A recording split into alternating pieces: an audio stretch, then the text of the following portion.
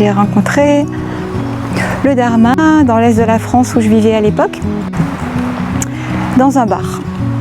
Alors ouais, ça peut faire un peu sourire, il n'y avait pas de flyer, il n'y avait pas d'enseignement, il y avait juste des gens qui faisaient la fête, dont moi, enfin qui faisaient la fête, qui essayaient de trouver du bonheur dans ce qui était impossible de trouver du bonheur, puisque je ne comprenais pas à l'époque quel était le vrai sens de ma vie humaine. Et ce soir-là, dans ce bar, arrive une jeune femme qu'on ne connaissait pas avec les copines, et avec qui j'ai eu un bon feeling, où on s'est raconté tous nos problèmes de dépression.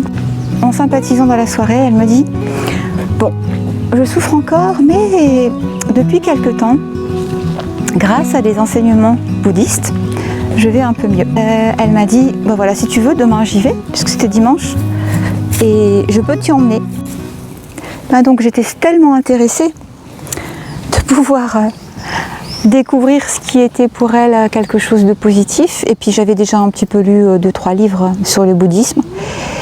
Donc le lendemain on y va, on s'assoit l'une et l'autre à 2 endroits différents.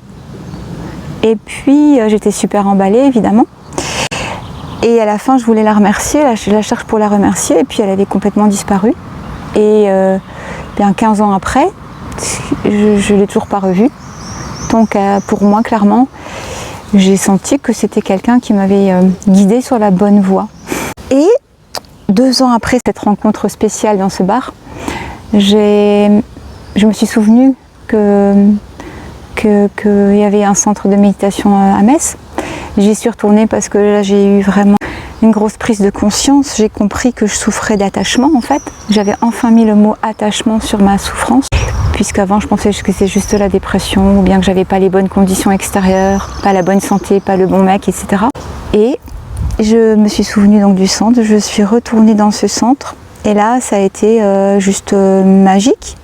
En fait l'enseignement que j'ai entendu m'a rempli d'une joie, j'ai même pas les mots pour le dire, et ça a changé toute ma vie.